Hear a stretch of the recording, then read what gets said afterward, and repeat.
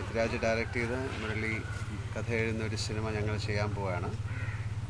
അത് ഇമ്മീഡിയറ്റ് ആയിട്ടില്ല, next year മെയിൻ്റെ ഉള്ളിൽ തുടങ്ങുന്നത്. അത് അനൗൺസ് ചെയ്യാനാണ്. അല്ല, ലൂസിഫർ എന്ന ഈ ചിത്രം വളരെ നാളുകളായിട്ട് വരുന്നുണ്ട് എന്നുള്ളൊരു സംസാരം ഉണ്ടായിട്ടുണ്ട്, അനൗൺസ്മെൻറ്റുകൾ വന്നിട്ടുണ്ട്. അത് ലാൽ സാർ അഭിനയിക്കുന്നു, പൃഥ്വിരാജൻ ഡയറക്റ്റ് ചെയ്യുന്നു, മുരളിയേട്ടൻ അത് എഴുതുന്നു എന്ന് പറഞ്ഞ് ഒരുപാട് ന്യൂസുകൾ വന്നിട്ടുണ്ട്. പക്ഷേ ആദ്യമായിട്ടാണ് ലാൽ സാറിൻ്റെ കൂട്ടത്തിൽ നിന്ന് ഞങ്ങൾ ഇന്നത്തെ ഒരു ഡിസ്കഷൻ നടത്തുന്നത്. അതാണ് ഇന്നത്തെ ഒരു മീറ്റിങ്ങിൻ്റെ ഒരു പ്രത്യേകത. കാരണം ഞങ്ങൾ ആദ്യത്തെ ദിവസം തന്നെ സംസാരിച്ചപ്പോൾ എൻ്റെ അടുത്ത് പൃഥ്വിരാജൻ പറഞ്ഞത്, ആൻ്റണി, ലാലേട്ടനെ വെച്ച് സിനിമ ചെയ്യുന്ന കേരളത്തിലെ ഏറ്റവും വലിയ ഫാനാണ് ഞാനെന്ന് പറഞ്ഞു.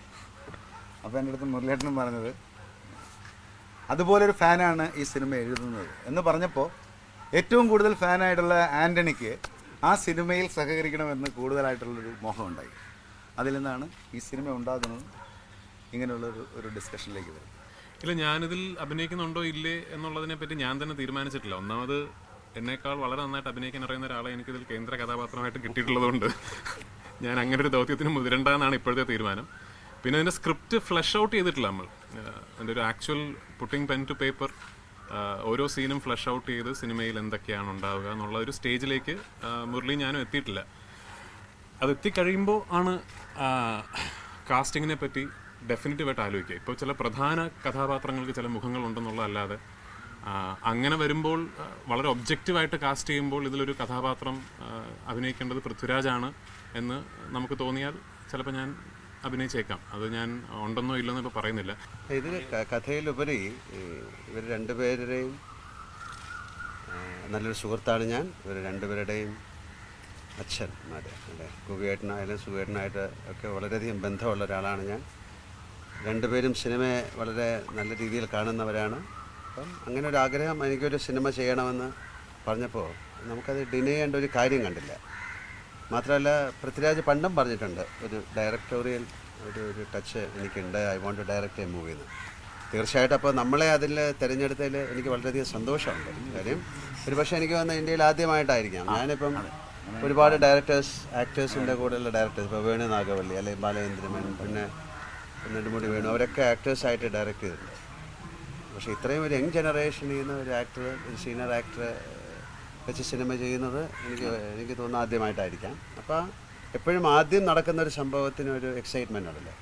അപ്പോൾ ഈ പൃഥ്വിരാജും അല്ലെങ്കിൽ മുരളിയും ആൻ്റണിയും പറഞ്ഞ അതേ എക്സൈറ്റ്മെൻറ്റ് എനിക്കുമുണ്ട്. ആ ചിത്രം തീർച്ചയായിട്ടും ഇനി അത് അവരുടെ റെസ്പോൺസിബിലിറ്റിയാണ്, ഒരു നല്ല ചിത്രം കൊണ്ടുവരിക എന്നുള്ളത്. അത് മലയാളത്തിലെ ഏറ്റവും സെലിബ്രേറ്റഡ് റോ മെറ്റീരിയൽ എന്ന് പറയുന്നതാണ് നമ്മുടെ കൂടെ ഇരിക്കുന്നത് ലാലേട്ടൻ. അപ്പം അദ്ദേഹത്തിനെ വെച്ചൊരു സിനിമ എഴുതുക എന്ന് പറയുന്നത് ഒരു വലിയ ഭാഗ്യമാണ് ഒരു എഴുത്തുകാരൻ.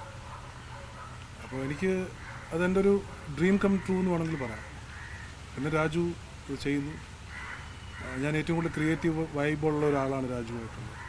അപ്പോൾ രാജുവും ആയിട്ട് അസോസിയേറ്റ് ചെയ്ത് ലാലേട്ടനൊരു പടം ചെയ്യുക എന്ന് പറയുന്നൊരു it's a big thing and great responsibility. We hope we live up to it. ഇത്ര ബഡ്ജറ്റിൽ ചെയ്യുന്ന പടം എന്നായിരിക്കില്ല ഇതിൻ്റെ എൻ്റെ ക്വാളിറ്റി, അതായിരിക്കില്ല. എൻ്റെ ബഡ്ജറ്റൊന്നും അല്ല, എൻ്റെ സിനിമ കണ്ടിട്ട് നല്ല സിനിമ ആവട്ടെ എന്നുള്ളതാണ്. എത്ര ബഡ്ജറ്റ് എന്നുള്ളതല്ല. ഇതിനകത്ത് മിക്കവാറും ഒരുപാട് നമ്മൾ സെറ്റപ്പ് ചെയ്യുന്ന ലൊക്കേഷൻസ് വേണ്ടി വരും. കഥ കേരളത്തിൻ്റെയാണ്, കേരളത്തിനുള്ളിൽ കേരളത്തിൻ്റെ മാത്രമായ കഥയാണ്.